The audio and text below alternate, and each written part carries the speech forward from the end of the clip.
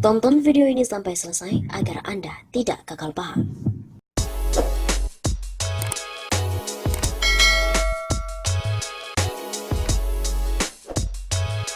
Jokowi benar-benar menampar Megawati.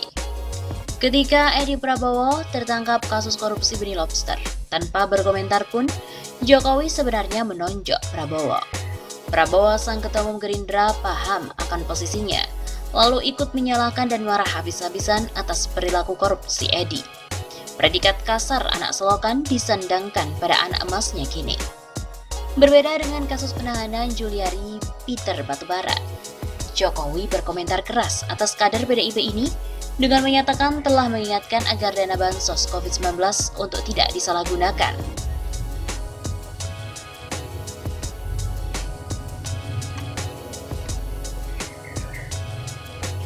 Uang rakyat katanya.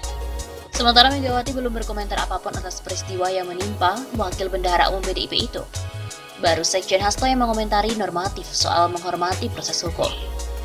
Ditunggu sikap Megawati atas tamparan Jokowi, apakah menerima seperti Prabowo, atau melawan menampar balik. Ini bisa mengulangi kasus saat Megawati melalui tangan Kejagung menekan Jokowi dalam kasus Jiwasraya, yang kemudian Jokowi membalas melalui KPK untuk menghajar Harun Masiku yang hilang sampai saat ini.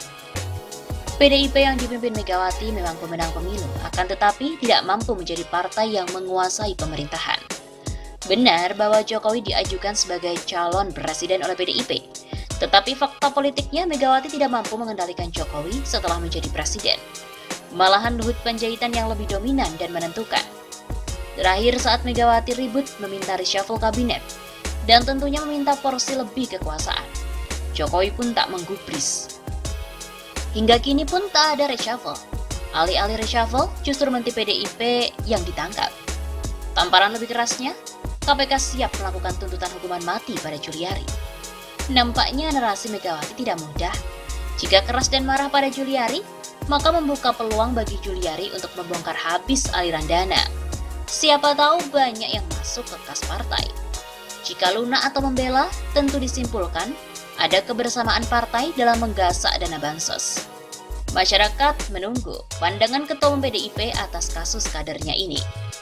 Adakah hubungan tamparan ini dengan kekecewaan Jokowi soal kandidat Kapolri, di mana Kapolda Metro Irjen Pol Nana Sujana yang dikenal geng Solo tersingkir dalam persaingan dengan geng Pejaten dan juga geng Makassar?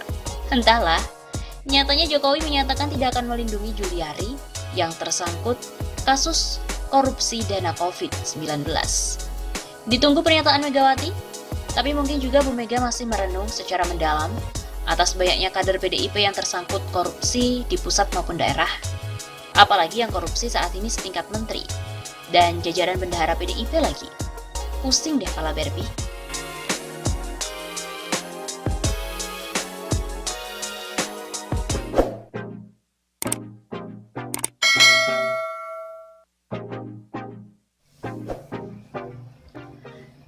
Juliari, Wakil Bendahara PDIP. Apakah uang suap dana bansos mengalir ke PDIP? Komisi Pemberantasan Korupsi atau KPK terus mendalami dugaan aliran suap pengadaan dana bansos COVID-19 yang menjerat Mensos Juliari Peter Batubara. Meski tak secara khusus menyebut partai tertentu, PLT Jubir KPK Ali Fikri mengatakan pihaknya belum sampai ke arah sana. Adapun seperti diketahui, selain sebagai Menteri Sosial, Juliari Batubara memegang jabatan di PDIP sebagai Wakil Bendahara Umum. Dia Wakil Bendum Parpol, yaitu faktanya. Apakah kemudian ada aliran dana ke parpol tertentu yang dia ada di situ? Ini kan bagian materi penyidikan. Nanti akan digali lebih lanjut dalam proses saksi. Kata Ali di Gedung Merah Putih Jakarta pada hari Minggu 6 Desember. Menurut Ali sendiri, penyidik masih memfokuskan untuk melakukan penyidikan terhadap Juliari sebagai tersangka penerima suap. Apa, kemana, dan selanjutnya itu kan nanti baru dikembangkan, begitu katanya. Seperti diketahui, KPK telah menelusuri dugaan aliran suap Mensos Juliari Batubara ke PDIP.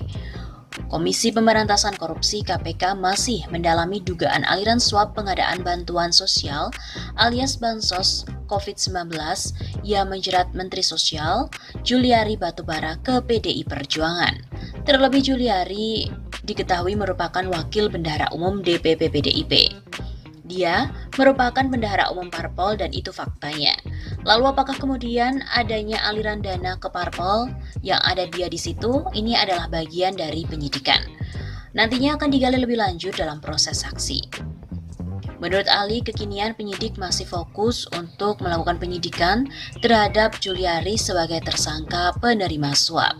Setelah itu penyidik juga akan menyelusuri kemana saja aliran suap yang diterima Juliari Batubara itu mengalir, termasuk dugaan ada atau tidaknya ke partai politik.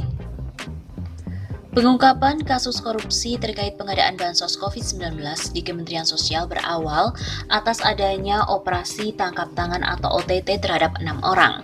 Beberapa di antaranya merupakan pejabat di Kementerian Sosial. Ke-6 orang tersebut yakni Matius Joko Santoso alias MJS selaku pejabat pembuat komitmen atau PPK di Kementerian Sosial.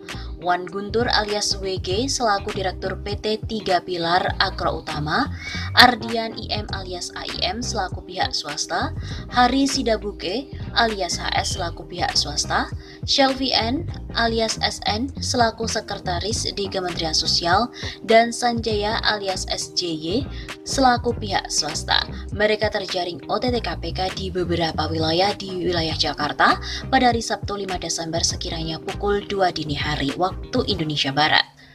Penyidik KPK kemudian menetapkan 5 orang sebagai tersangka, 3 tersangka selaku penerima dan 2-nya sebagai pemberi suap. Menteri Sosial Juliari Batubara, Matius Joko Santoso, dan Adi Wahyono ditetapkan sebagai tersangka penerima suap, sedangkan 2 tersangka lainnya, yaitu pemberi suap, adalah Ardian dan juga Hari Sidabuke. Ketua KPK Firly Bahuri mengatakan, perkara tersebut diawali adanya pengadaan bansos penanganan COVID-19 berupa paket sembako di Kementerian Sosial tahun 2020 dengan nilai sekitar 5,9 triliun rupiah dengan total 272 kontrak pengadaan dan dilaksanakan dengan 2 periode. Juliari Batubara atau JPB selaku Menteri Sosial menunjuk MJS, Matius Joko Santoso, dan AW Adi Wahyono sebagai pejabat pembuat komitmen di dalam pelaksanaan proyek tersebut dengan cara penunjukan langsung para rekanan. Diduga telah disepakati adanya fee dari tiap-tiap paket pengadaan harus disetorkan para rekanan kepada Kementerian Sosial melalui MJS.